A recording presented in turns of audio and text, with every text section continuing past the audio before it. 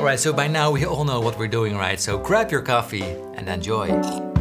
So this is by far the most diverse range from players we've had, from jazz to metal, from blues to neo-soul, everything. And everyone just had one rule: solo over this track. It's a sort of blend between Zeppelin, Beach Boys and the Beatles that I wrote on the piano, and of course you can also play over the track. It's available on my second channel for everyone to enjoy, and a downloadable track on my Patreon page with some tips and pointers on how to solo over this track. Anyway, the first one, let's get going. Rabea Massaad. Alright guys, it's Rabea, hope you're all well. Firstly, thank you Paul for having me on this video. I really appreciate you asking me, so thank you.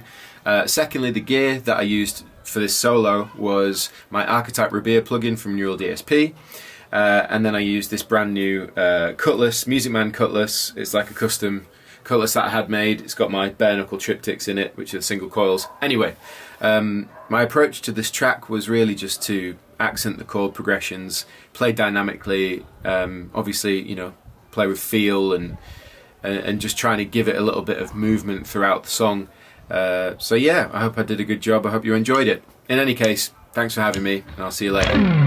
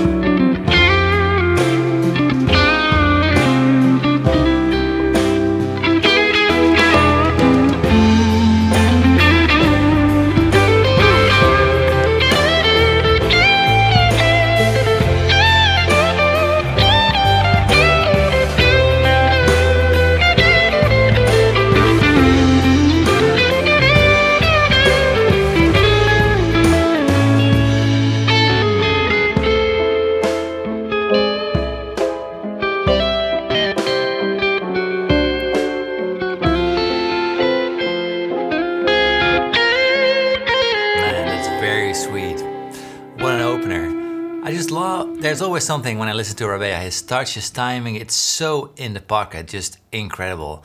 And his tone, it doesn't matter what guitar he plays, you can immediately hear it's him. It's just such a lovely player. Cool lines, lovely how you paid respect to the chords, to the changes. Amazing to see, thank you so much. All right, next up, Joey Landreth. A thing that I really like to do when I'm playing over a chord progression is to target the thirds of chords as they kind of pass by. Instead of thinking what scale applies to this chord, I really try to target the major third. The reason for that is that the third to me carries about as much harmonic information as you can possibly get in one note. A place where this is really evident is when a chord kind of leaves the key. So in this particular tune, when it goes from F major to F minor, if I'm targeting that A flat, it tells you a lot about what's happening in the chord progression underneath and carries a lot of information. It works really well on chords that are in the key as well, but I find that it can be especially spicy for stuff that is not diatonic.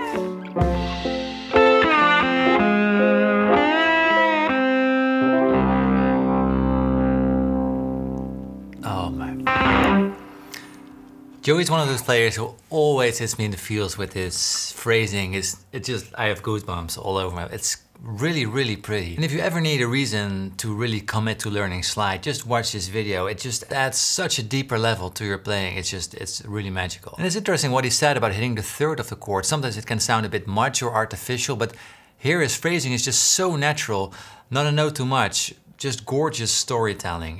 It's really well done. Thank you, I love it so much. Anyway, next up, here's Martin Miller. Hey, what's up everybody? It's Martin Miller here. Thanks so much for having me, Paul. This was an awesome opportunity. I loved doing this.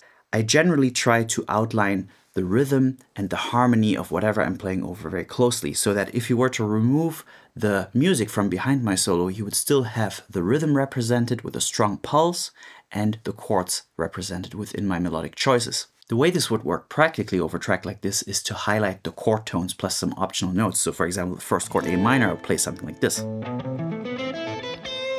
Then A minor major 7, second chord. And I hope you really hear the chords going by when I make those note choices. That's my goal anyway. As far as gear goes, I'm playing my new signature guitar, which is going to come out this year. This is the Ibanez MMN1. Sounds absolutely beautiful. And I'm plugging into a Fractal Audio FM9 using the MM Basic Lead patch, which is available on my website.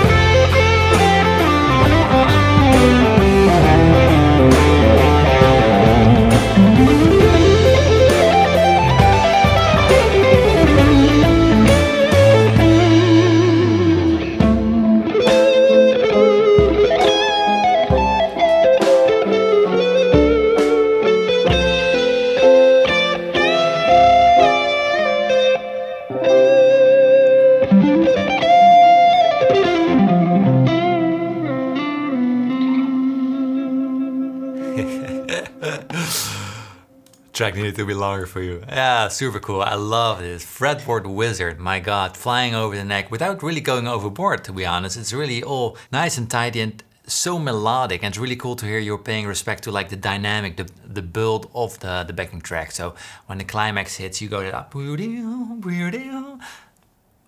Fabulous. Really, really lovely and tasteful. Thank you so much. All right. Oh, it's time for me? Alright, this is just such a fun backing track to play over, and usually my approach is to just do exactly that. Just play over it a few times and hear what ideas or what phrases stick with my ear. Sometimes I just record one little phrase in the beginning and then listen to it on top of the backing track and see where it wants to go and then explore ideas from that. So I make sure that everything sounds coherent and everything works well together instead of just a random bunch of licks thrown together, which sometimes happen if I just start improvising. So at first I played everything on the telly. It sounded lovely. Then I played it on the Les Paul and it sounded great too. So I was like, and I found a solution here with this Panucci Les Paul hollow body or thin line gold top. It sounds great on top of this track actually. I'm using the Kemper profiling amp with my matchless profile with just minimal tet of course and some delay to tie everything together.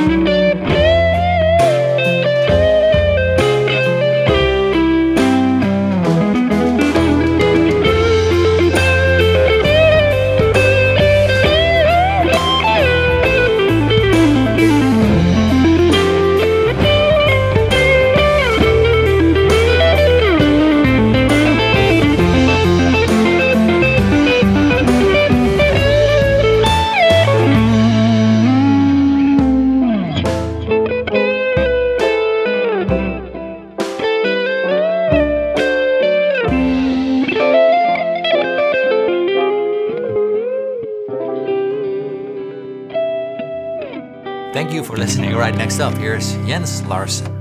So usually when I improvise, then there are more notes in the chord. So for instance, this chord has a lot more notes, and also if you take a look at this one, that also has quite a few more notes. Another thing that's very different is the tone. So usually when I play jazz, I'm not really putting my tone control above 2. So on this amp, I ended up just turning down everything. So I'm turning down all the controls just to get a different kind of vibe. And I'm not even playing that amp, it's all digital. A solo like this is really about capturing the moment, that place where everything spontaneously come together. Around take 76, I was kind of getting there, and that process was really very spontaneous, very fresh. And I think it turned out really well, even though maybe the chords could have had a few more notes.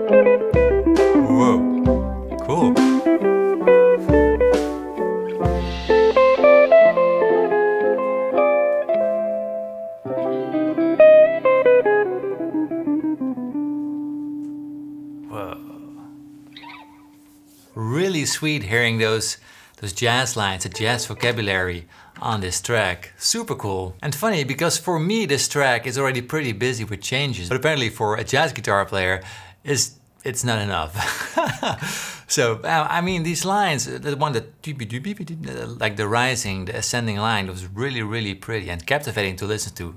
Something to study for me, because I need to work on this. It's very pretty. Thank you so much, I love this take. Next up, Josh Smith. I just want to thank Paul for asking me to do this. I really can't wait to see everybody else's solos. You always get such great players to be involved in this, so honored that you asked me. When anybody asks me to play a solo, I kind of think in two different ways. One, is it a job? Like, did somebody actually hire me to play this solo and not necessarily be, you know, me? Whereas in a situation like this, where you're expecting me to be me, then I don't think at all. I just put it on, listen a couple times, and then just play through and try to improvise something cool. I just love to improvise, so what you get is, you know, this is probably the second take that I took after kind of fumbling my way through it once or twice and learning the changes. That's what I like, is to just have something fresh that came from here. Really nice changes, and I enjoyed doing it. And I was just playing my Ibanez, the black one, the main flat V1, with my Poly flat V pedal into my Morgan JS12 amp, and that's it.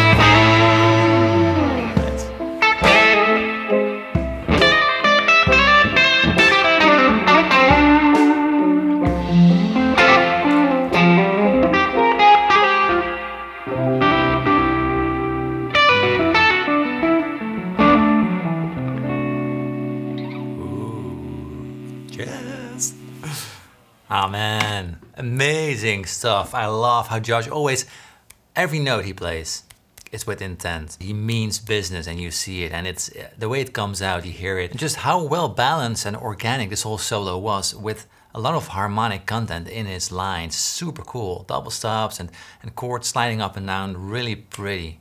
Amazing stuff. Thank you so much. The twang of the telly, I love it.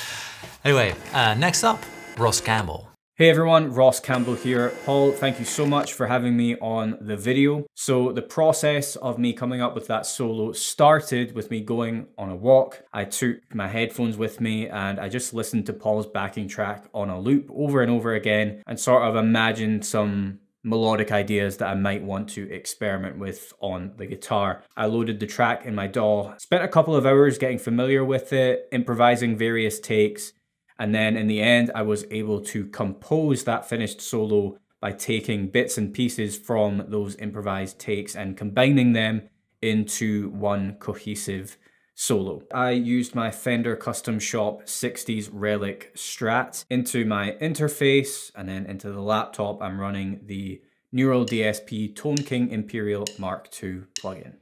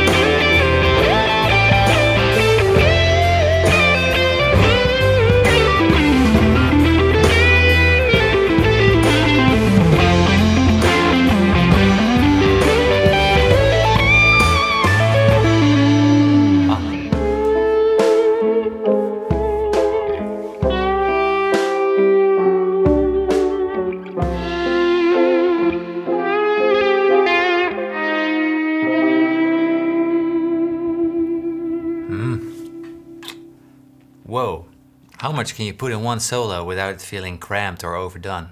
Amazing. And probably that lick on that A major chord, it's my favorite lick ever. Wow, super cool, really beautiful flow going on. Everything so smooth, from changing the pickups to changing from pick to playing with fingers. Man, magical. Hat off to you, thank you. Next up, Julia Lange. Hey guys, I'm Julia, and first of all, thank you so much, Paul, for having me. It's such an honor to be part of this project. The backing track was so much fun to play on, and yeah, equipment-wise, I was using this Ibanez AZ guitar, a Strymon Iridium pedal, which is an amp simulator, and a tiny little bit of distortion from the Wampler Tumnus, and reverb-wise, the Valhalla reverb plugin, and also a tiny little bit of delay. And my approach for this solo was to listen to the track many times. It got so many nice changes, and yeah, I was just jamming many times over it, having a lot of fun with it, singing over it, coming up with some melodic ideas, and then I found a few things that I liked and I put them together, and I hope you enjoy it, and see you maybe next time.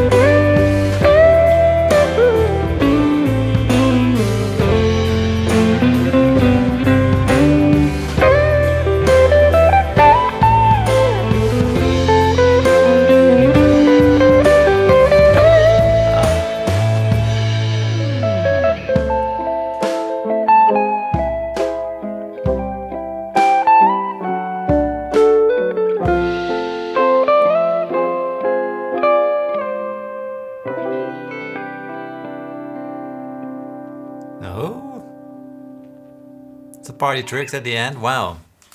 Super cool. Some very pretty things happening in this solo. I love the light and dynamic touch you're playing with that clean tone. It just brings out something special to this backing track, really. And that combined with beautiful phrasing and stellar melodies just makes this such a pleasure and really chill and comfortable to listen to. Just very mellow, I love it. Thank you. Next up, Marty Schwartz. Hey, Marty Schwartz here. Just want to give a big thank you and shout out to Paul Davids for inviting me to be a part of this amazing collaboration. I'm mostly using A minor pentatonic. There's some cool moments where it's like an E7 chord or an F minor chord that gives you some of those little outside notes. So, you know, I feathered those in there, but I tried to keep it, you know, very much like that Beatles, Zeppelin, classic rock song style solo. So that's what I went for. Thanks again, you guys.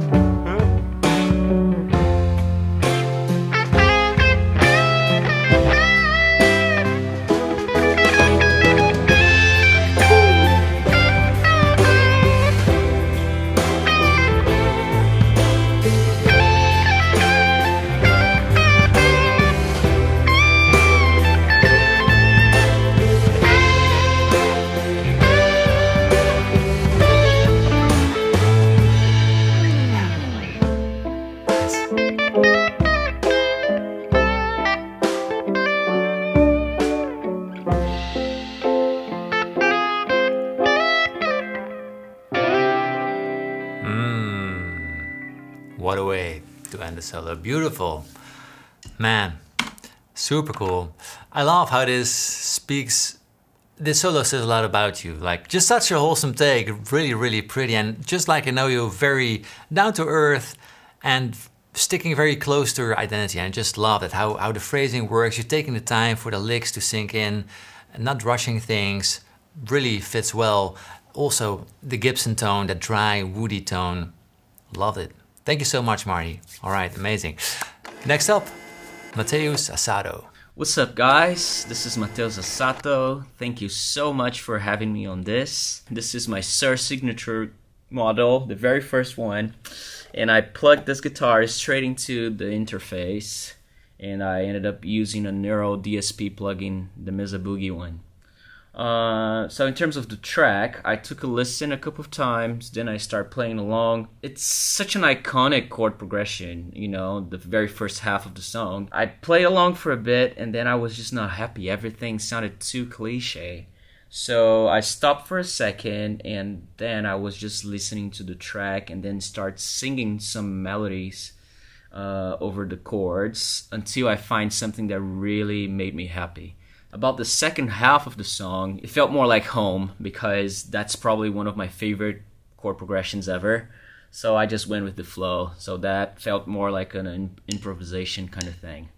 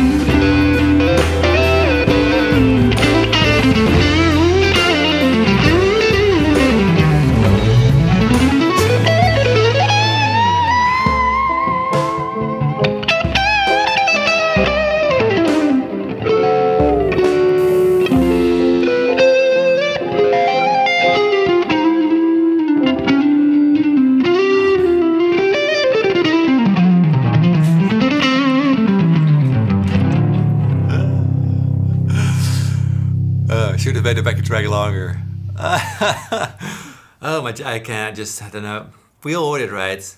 Oh my God, it's so bizarre how fluent and natural the things come out of your fingers.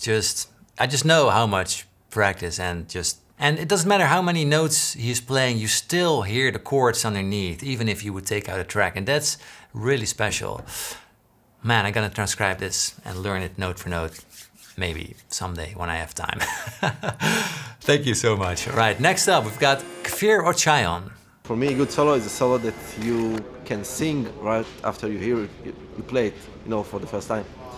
So I wanted to have like an idea and spread it out later and, you know, be a bit surprising and a bit like obvious, you know. Tried actually a few guitars I tried the Red Special, I tried the Strat, but the one that worked for me was my Danger Burst Gibson, Collector's Choice.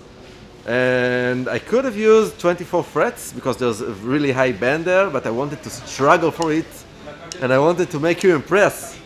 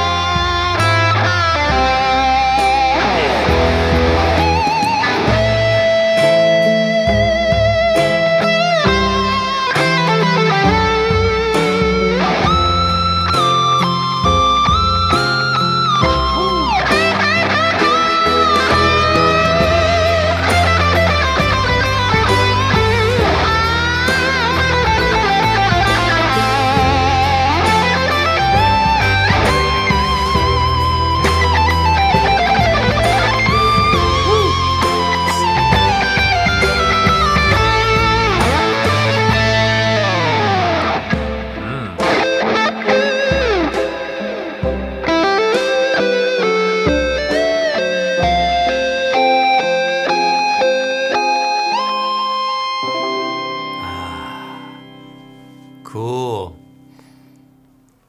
I love this different sound, like the hefty gainy Les Paul tone with the long sustain, really pretty, and you can do different things with it, and it shows.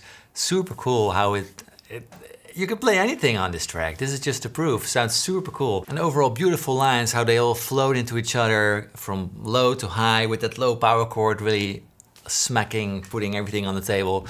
Amazing stuff. Thank you so much. How much of a celebration to the guitar is this video? How awesome is the guitar as an instrument? I mean, that deserves a good thumbs up, right? Super cool to have all these players here on the channel. And yeah, I'd love to make a next one. This is not the last one, so please, if you have some recommendations for future guests on the show, leave them in the comment section, and yeah, let's see what we can do.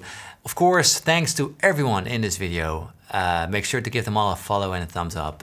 They put their heart into playing this solo, and it's just, without them, there wouldn't be a video in the first place. So thank you so much. And thank you for watching. It's much appreciated. I love you all, and I hope to see you next time in a future video. Cheers.